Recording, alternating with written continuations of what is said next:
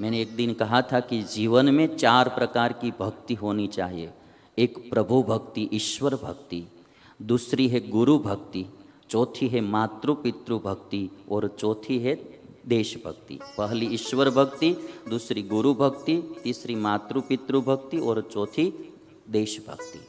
ये 4 भक्ति जिसके जीवन में होती है उसका जीवन हरा भरा होता है, और जिसके जीवन में कोई प्रकार की भक्ति ही नहीं है उसका जीवन रूखा सूखा होता है। तो आज गुरु भक्ति में, गुरु भक्त में सबसे पहले किसी का जो नाम लिया जाए तो वो है एकलव्य। सबसे पहले जिसका नाम आप ले सकते ऐसा भक्त वो एकलव्य है। इतना समर्पण कोई कर ही नहीं सकते है बाल स्वामी। एकलव्य ने गुरु की अगवानी की और गुरु की पूजा की। गुरु द्रोण ने कहा कि आपने किसके पास विद्या अभ्यास किया? तो कहते कि आपके पास। मूर्ति बताई, ये आपकी मूर्ति, आपके मूर्ति के सामने ही मैंने ये विद्याभ्यास किया है।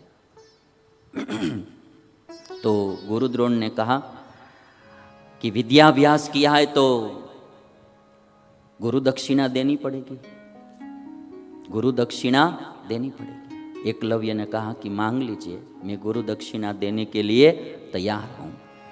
किम प्रयच्छामि भगवन् आज्ञापयतु मां गुरुः नहि किंचिददेयं मे गुरवे ब्रह्मवित्तमा। हे भगवान, किम प्रयच्छामि अहम किम ददामि आज्ञापयतु माम गुरु। हे गुरु माम आज्ञापयतु, आज्ञाम दीयताम माम, अहम किम ददामि नहि किंचित अदेयम मे गुरवे ब्रह्मवित्तवा। मत् समीपे एतादृशं किमपि नास्ति यत् अहम दातुं न शक्नोमि। अदेयम किमपि नास्ति, मैं कुछ दे न सकूं ऐसी कोई चीज मेरे पास है ही नहीं। जो कुछ आप मांगेंगे वो मैं दे दूंगा। अभी आप देखिए, ऐसे तो गरीब था किंतु उसकी उदारता देखिए, उसकी बात देखिए। नहीं किंचित अदेयम में, मेरे पास कोई ऐसी चीज नहीं है कि जो मैं नहीं दे सकता हूं। आप मांग लीजिए, जो चाहिए सो मांग लीजिए। और तब गुरु द्रोण ने कहा कि आपके दाहिने हाथ का अंगूठा काट के दे दीजिए। दाहिने हाथ का अंगूठा, सब कथा आप जानते हैं, क्योंकि जब धनुष विद्या में ये दाहिने हाथ का जो अंगूठा होता है उसका बहुत बड़ा महत्व होता है, क्योंकि इस अंगूठा और तर्जनी उंगली उससे ही तीर को पकड़कर छोड़ा जाता है। जब अंगूठा ही कट जाएगा तो पूरी अस्त्र विद्या उसकी फेल हो जाएगी। तो गुरु ने कहा कि दाहिना अंगूठा आप काट दीजिए। तो एकलव्य ने तुरंत अंगूठा काट के गुरु को दे दिया। एकलव्यः तु तच्छ्रुत्वा वचो द्रोणस्य दारुणं प्रतिज्ञामात्मनो रक्षन् सत्ये च नियतः सदा।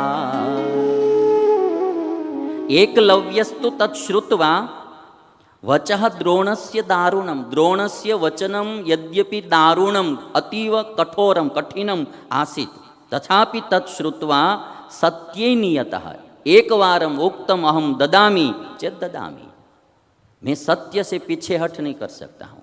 एक बार बोला दूंगा तो दूंगा।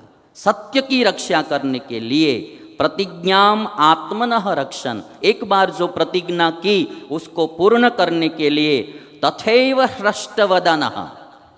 महाभारत में लिखा, जब गुरु आए उस समय जितना उसका प्रसन्न मुख था इतना ही प्रसन्न मुख रखकर, अब अंगूठा मांग लिया। अंगूठा माने अंगूठा यानी पूरी अस्त्र विद्या, वो मांग ली तो भी इतना ही प्रसन्न मुख था। मुख पर बिल्कुल उदासीनता नहीं थी। महाभारत में लिखा, तथैव हृष्टवदनः तथैवादीन मानसः। अदीन मानसः, मुख पर मन में बिल्कुल दीनता नहीं है, इतना ही प्रसन्न। छित्वा विचार्यतं प्रादत् द्रोणाय अंगुष्ठमात्मनः। बिल्कुल सोचे समझे बिना कुछ विचार भी नहीं किया, कब क्या होगा कैसे होगा, विचार करना कभी भी नहीं, अंगूठा काट के दे दिया। और इसीलिए हम लोगों ने इस मंदिर में एकलव्य का चरित्र पत्थर में बनाया है। जो हमारी नक्काशी, अभी ये चरित्र जो है ना, ये चरित्र हमारे स्वामीनारायण मंदिर रुस्तम बाग का चरित्र है। हमने अर्जुन का चरित्र नहीं बनाया है, एकलव्य का बनाया है। अर्जुन की गुरु भक्ति तो थी ही, क्योंकि अर्जुन ने गुरु के पास से विद्या सीखी थी, इसलिए उसको तो गुरु भक्ति होनी चाहिए। एकलव्य ने तो मूर्ति के पास विद्या अभ्यास किया था, फिर भी सारी, अभी अर्जुन को ऐसा कहा होता कि तुम्हारा अंगूठा दे दो तो परीक्षा कुछ और होती। यदि दे भी देता तो एक बार तो बोलता, गुरुजी थोड़ा मांगने में सोचना चाहिए, आप क्या मांग रहे हैं आपको पता है? मांगते पहले थोड़ा विचार करना चाहिए। भक्त बनना इस दुनिया में कोई आसान नहीं है। भक्त बनना वो आसान नहीं है, किसी का भी भक्त बनना, ईश्वर का भक्त बनना भी आसान नहीं है। भक्त बनना यानी कि सर्वस्व समर्पित करना, वही भक्त बन सकता है। भक्त माने क्या? सब समर्पित कर देना। ईश्वर का भक्त बने, गुरु का भक्त बने, माता पिता का भक्त बने या कोई देश का भक्त बने, सब समर्पण करना वही भक्त का लक्षण होता है। अपना कुछ नहीं होता है, और ऐसे भक्त बनना बहुत कठिन काम होता है। आज गुरु द्रोण को अंगूठा काट के दे दिया। गुरु द्रोण एकलव्य पर बहुत प्रसन्न हुए। अब एकलव्य तर्जनी और मध्यमा अंगुली से बाण पकड़कर धनुष की डोरी खींचते थे। अभी अंगूठा तो कट गया, तो इस तरह से बाण पकड़कर वो तीर पकड़कर खींचते थे, बाण पकड़कर खींचते थे। किंतु पहले जैसी बाण चलाने में जो शीघ्रता होनी चाहिए वो शीघ्रता रही नहीं। आज इस गुरु भक्त का उदाहरण मैं इसलिए दे रहा हूँ, जो लोग इस दुनिया में ऐसे भक्त हुए हैं उनकी गाथाएं वर्षों तक अजर अमर रहेगी। गुरु भक्त में सबसे पहला नाम आता है एकलव्य का। एक बात वो भी इसमें से सीखने की है कि गुरु के बिना विद्या प्राप्त नहीं होती है। कोई लोग ऐसा भी मानने वाले हुए हैं इस दुनिया में कि गुरु की कोई ज़रूरत नहीं है।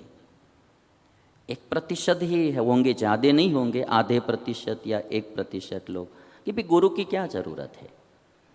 किंतु आप जानते हैं कि स्कूल में जो अभ्यासक्रम पढ़ाया जाता है वो पुस्तक में से ही पढ़ाया जाता है, जो सिलेबस होता है उसमें से ही पढ़ाया जाता है।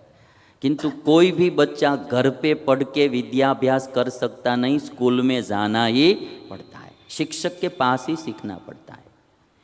हमारी सूरत नगरी तो डायमंड नगरी है, आप सब जानते हैं। हीरा घिसने का जो होता है, डायमंड कटिंग करने का, उसमें भी गुरु करने पड़ते थे और उसको गुरु ही बोलते थे।